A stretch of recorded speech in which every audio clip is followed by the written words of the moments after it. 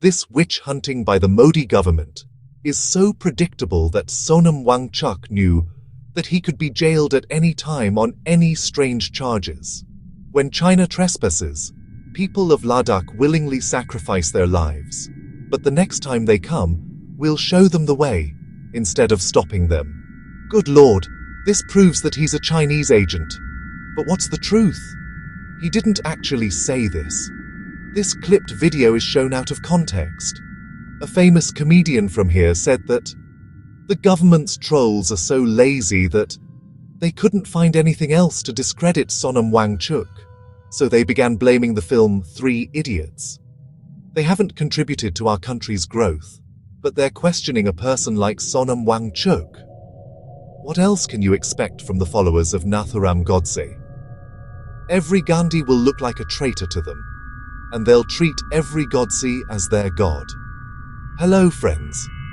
On 26th of September 2025, at around 12:30 p.m., dozens of police officers entered Sonam Wangchuk's home. Without any court order, his house was searched, and his phones and electronic devices were confiscated. After this, he was arrested and taken directly to the airport. His wife wasn't at home at that time.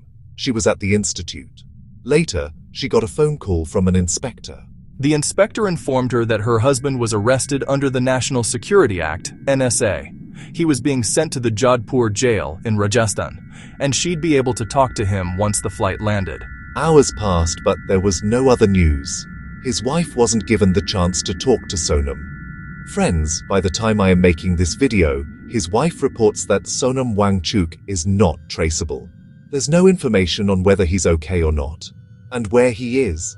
The act under which he was arrested is so undemocratic in itself that if the government labels a person to be a threat to national security, that person can be detained for a year, without any need to present them at a court.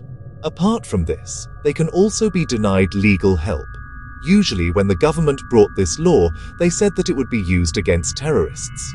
But now it is used to arrest a famous scientist, innovator, educator, and an activist who has made India proud on the global stage and has won numerous awards for his work.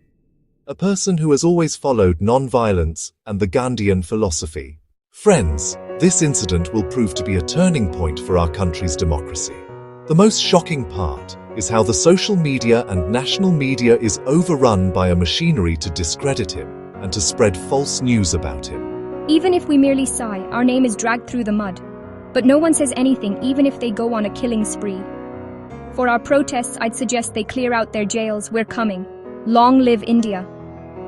Friends, the protests in Ladakh have been going on for at least 5 years. That's right. People have been protesting for the same thing for the past 5 years. The only difference is that there was rarely any media coverage during that time because the protests were peaceful. But now that violence broke out, the media started covering it so that the protesters could be discredited. The first protest took place in September 2020. These protests were called off when Amit Shah met with them and promised to fulfill their demands, but no action was taken. The next protests were held in December 2021 and November 2022. Then in January 2023, Sonam Wangchuk proactively came forward and started leading these protests. There was his 5-day-long climate fast. The government didn't care. Then, in February 2023, he protested at Jantar Mantar. The government didn't bother. Then, in March 2024, he went on a hunger strike for 21 days. Again, the government didn't care. Then in September 2024, he walked for 1,000 kilometers. He walked from Leh to Delhi. Greetings to all. This is Ladakh's protest to walk to Delhi today. On 1st September, we've walked 25 kilometers. The government paid no heed. Then on 5th of October 2024, he went on an indefinite hunger strike. The hunger strike lasted 16 days before the Home Minister sent a letter inviting him to a meeting. But the meeting held only false promises, no action was taken, and he was forced to protest again. The most recent protest began on 10th September 2025, where he began another hunger strike. The 15 of us are on a hunger strike in our series of Strike Till Death. This time, we'll be on this hunger strike for 5 weeks, 35 days, or our deaths, whichever comes first. Friends, let me clarify that in all these protests, marches, and hunger strikes, there was only one thing demanded by the people of Ladakh. The Ladakh be added to the 6th schedule and given statehood. If you're curious about why this is important for Ladakh, I explained it in detail last year. You can go watch the video and let's not repeat it in this one, because that's quite a long discussion. But in short, Ladakh's environment, its valleys, its culture, and Ladakh's democracy is at stake. All of this is threatened without the protection of the 6th schedule and statehood. And the most important thing is that BJP was talking about it before the elections. In its election manifesto, BJP had promised to give these to the people of Ladakh. Let's read the third point printed here. I've shown this before, and I'll show it today. In 2019, during the general elections, you had promised to include Ladakh in the 6th schedule, as seen in the third point. This raises the question that since BJP was making promises about this, and people have been demanding this for years, why isn't BJP fulfilling its promise? The short answer is Adani Ambani. The government wants to give away Ladakh's land to the corporates, to mine its resources, to destroy its forests. I talked about that too in detail in this video. By the way, friends, if you have any question regarding any latest news, you can ask AI Fiesta directly, because the web search feature is now live on AI Fiesta. AI Fiesta is my AI platform, where you can access the top AI models of the world at one place: ChatGPT, Gemini, Grok, DeepSeek. If you buy their premium versions independently, it'll cost more than ours $10,000 a month. But on AI Fiesta, you'll get these at only 1/10 of the cost, at ours $999. You'll also get access to the AI models for image generation, like Google's Nano Banana or ByteDance's Seedream 4.0. Additionally, with every subscription of AI Fiesta, you'll get the ultimate prompt book with more than 3,000 prompts. That's worth about ours $5,000, but you'll get it absolutely free of cost. This is the first ever platform where you can talk to so many AI at once. If you haven't checked it out already, do it now. The link is in the description below. Or you can scan this QR code. Back to the timeline, Sonam Wangchuk's hunger strike was going on peacefully since 10th September, but the government didn't pay any attention to it. But then, on 23rd September, 2 of the people on hunger strike got sick and had to be admitted to the hospital in critical condition. This became the most immediate reason that triggered the violence. After they got sick, hundreds of people took to the streets. Protest organizers have been warning sentiment among youth could turn violent if the government continues to refuse their demands. On 24th September, a general strike was declared in Leh, and a crowd gathered at the Martyrs' Ground. People's frustration and anger of years had reached its peak by this time. Friends, it is also important to mention that the unemployment situation in Ladakh is very bad. After being separated from the Jammu Kashmir Recruitment Board, there is a huge shortage of jobs here. Recent government surveys show that 26.5% graduates in Ladakh are unemployed. It is almost double the national unemployment average of 13.4%. This rate of unemployment is the second highest in the country after Andaman and Nicobar. So the crowd that gathered on 24th September, the people were already furious for all these reasons. Some people got violent, and there were clashes between the police and the protesters. Many cars were set on fire. There was also a lot of destruction. In Leh, BJP's regional headquarters and the Hill Council office were set on fire. The police took to hitting the protesters and shot at them with tear gas. According to some eyewitnesses, the police also fired real bullets at the protesters, leading to the death of 4 people. More than 80 people were injured. The protesters claimed that many of their comrades had to lose their limbs. Meanwhile, it's important to mention that the videos filmed by these protesters show that police fired first and the violence erupted after that. Many report that internet has been suspended and the authorities are trying to hide these videos, to hide the truth. One of the most shocking parts is that among the people who died, There was a Kargil War veteran too, Sewang Tharchin. During the Kargil War, he fought on the front lines for 3 months. Pakistanis couldn't kill him. He was killed by the forces of the country he protected, by the police controlled by the Modi administration. His father said that joining the Indian army is in their blood. He is a Kargil War veteran too. And Tharchin's children study at an army school and want to join the army once they grow up. But now, after losing his son, his father asked, "Is this how our government treats our patriots?" Meanwhile, Sonam Wangchuk, who had been protesting in the Gandhian way, the way Gandhi used to protest, he announced the end of his hunger strike. Because of this violence, just like in 1922, when after the Chauri Chaura incident, Mahatma Gandhi called off the non-cooperation movement.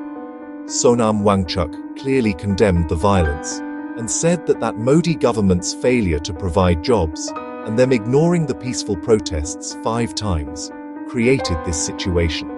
When they neglect peace, we protested once, twice, we protested 5 times. We walked from Leh to Delhi, all peacefully, but they ignored everything. That's how such situations are created. Now, had there been a sage, well-educated politician as the Prime Minister, he might have felt ashamed and would have gone to meet the protesters to understand their demands. But the Modi government did the opposite. Instead of trying to understand the problems of the protesters, their anger and frustration, they started discrediting them. The government's ministers and their IT cell started saying that this is a conspiracy of a foreign country and labeled these protesters to be anti-national. The Lieutenant Governor of Ladakh, Kavinder Gupta, repeated these talking points, that it is a conspiracy to destroy Ladakh's peace by trying to create situations similar to those in Nepal and Bangladesh. Sambit Patra said that in the guise of a Gen Z revolution, this was Congress's protest. They tried to pretend that this was a Gen Z protest. When it was investigated, it was found that Gen Z had no part in it. This was a Congress-led protest. Friends, the truth is, ever since the Gen Z protests in Nepal, the BJP government is now scared of Gen Z. They are scared that the revolution might be recreated in India to topple their government. They are so scared that they are imagining Nepal's Gen Z protest in every protest. But they are still repeating the same mistakes that the Nepali government did, instead of listening to the protesters, trying to crush them. The Home Ministry put the entire responsibility of the violence on Sonam Wangchuk, to claim that it was his provocative speeches that incited the masses, but there's no evidence of this. In all of the videos of Sonam Wangchuk, he always talks of non-violence and of being peaceful. While on the other side, BJP leaders like Kapil Mishra, Anurag Thakur, and numerous others have been repeatedly recorded giving provocative speeches. To Amit Shah, speeches where violence is encouraged doesn't seem provocative enough. But if someone talks about Gandhian, non-violent protests, that's very provocative to him. What else can you expect from the followers of Nathuram Godse? They will call every Gandhi anti-national and worship every Godse. But friends, I want to show you how cunningly they tried to implicate Sonam Wangchuk. On 25th September, the Home Ministry cancelled the FCRA license for Sonam Wangchuk's organization, Students' Educational and Cultural Movement of Ladakh, SECMOL. This license allows them to receive donations from abroad. One of the reasons given for this was that Sonam Wangchuk deposited was $350,000 into the FCRA account. But this wasn't black money or proceeds of money laundering. The government acknowledged that he got this money by selling off a bus bought with FCRA funds. According to the guidelines, it had to be deposited back into the FCRA account. The government's problem is that Sonam Wangchuk deposited this money in cash and did not make proper clarifications. The second reason stated is that in 2019-2021, 3 volunteers transferred $54,000 for their food and accommodation expenses into the FCRA account. Whereas, according to the rules, Indians cannot donate to the FCRA account. There is a separate local account for that. So, in response to this, the SECMOL said that this money was mistakenly transferred to the FCRA account. I mean, look at how they are picking at such small instances and presenting those as crimes. The Home Ministry states another reason, that this organization received $493,000 from abroad to study the Indian sovereignty. Let's check out the details of this funding. It came from a Sweden-based NGO to raise awareness among the youth about food security, sovereignty, and other issues. Even a child can understand that it is talking about food security and food sovereignty, but this government that looks for conspiracy against itself everywhere mistook food sovereignty for India's sovereignty. And based on this nonsense, they declared Sonam Wangchuk to be anti-national. The second attack on Sonam Wangchuk was by sending him an income tax notice. Now the thing is that under Section 1026 of the Income Tax Act 1961, the scheduled tribes of Ladakh are not required to pay the income tax. Despite this exemption, Sonam Wangchuk feels a responsibility towards the country and pays income tax. Yet, he received this notice. The third attack on him was by sending the CBI. The same strategies are used against opposition leaders.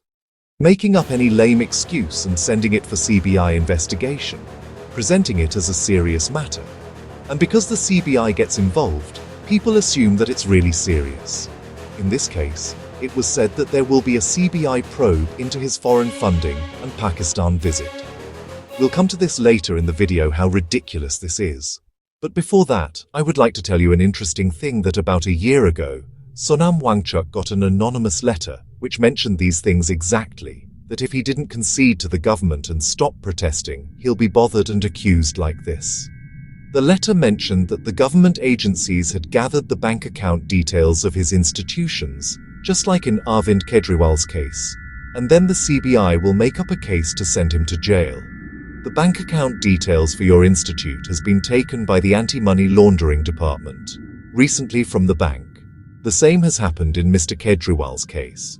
This witch hunting by the Modi government is so predictable that Sonam Wangchuk knew that he could be put in jail for any random reason. They can arrest us whenever they want. I believe that me being in jail would impact our nation more, rather than me being free. Because the country will see how a person who brings in so much recognition from the world, honorary doctorates from various universities, makes our nation proud, exports knowledge, and runs campaigns against powerful nations like China to boycott their products, which is then promoted by the government too when they put such a person into a jail on flimsy grounds. Only when they see this happening will they understand how our country is being run nowadays. It's worth noting that while on the one hand these government agencies do their witch hunting, and on the other hand, BJP's IT cell and its paid media tries to manipulate the masses. Because witch hunting isn't enough. They need to convince people that they are a threat to our nation, anti-nationals, to justify their witch hunting. And so the IT cell and the media start with the character assassination. While some people focus on spreading fake news, others spread edited, out-of-context clips. And then there are some who declare them anti-national, Chinese agents, or terrorists. Every BJP-affiliated Twitter account or Instagram page would be making such posts over the last few days, labeling Sonam Wangchuk a traitor for these flimsy reasons. Let's analyze each of them. Let's see how they spammed my tweet. They used an edited clip to accuse Sonam Wangchuk, to show him saying that when China attacks India, they won't stop the Chinese army. Instead, show them the way. When China trespasses, people of Ladakh sacrifice their lives to stop them. But now that the Indian government isn't doing anything for us, the next time they trespass, we'll show them the way instead of stopping them. Why should we sacrifice our lives when no one protects us? Oh no, this proves that he's a Chinese agent. But the truth is that that's not what he said. This clip is presented out of context. This clip is from Sonam Wangchuk's March 2024 protests. Sonam Wangchuk wasn't the one who wanted to show the way for China. Rather, a comedian from Ladakh made a satire on BJP, and the comedian was later interrogated by the police. A famous comedian from here said that, when China trespasses, people of Ladakh stop them with their lives. But now that the Indian government isn't doing anything for us, we will show them the way the next time they come. Why should we die when no one protects us? After that, he was interrogated by the police. About how could he say this? If you watch the full video, as a patriot, Sonam Wangchuk is warning the government about the growing alienation among the masses because of the government's indifference. That's not good for India. He was hopeful that the government would listen to their demands, and as always, the people of Ladakh will defend India like soldiers. I hope that they will keep their promises, and the people of Ladakh will keep defending India as always, like soldiers. Jai Hind, Jai Bharat. They removed this last line from the edited clips. Second, BJP shared this notice on social media too, claiming that the Congress government issued this notice in 2007 against Sonam Wangchuk, accusing him of violating FCRA. In this notice, Lay's DM accused Sonam Wangchuk of violating the FCRA, capturing 200 canal land, and having anti-national connections in China. This is a real notice, but BJP failed to share its context. In 2007, DM MK Dwivedi was bothering all NGOs and blacklisted some NGOs, even though he had no power to do so. Then, the NGOs filed a case against him, and when the matter got big, this notice was issued against Sonam Wangchuk. Other NGOs received similar threatening notices. And during this conflict, Leh Hill Council's elected head and CEO issued a letter stating that Sekmol helped the administration in villages across Leh and Ladakh, proving the accusations false. In 2013, the court acquitted Sonam Wangchuk of all charges, but they didn't tell you that. On top of that, common sense also tells you that if these allegations were true, then why did the BJP government wait for 11 years before taking action on Sonam Wangchuk? Why do they remember these only after protests? Third, many big BJP influencer handles are sharing Sonam W.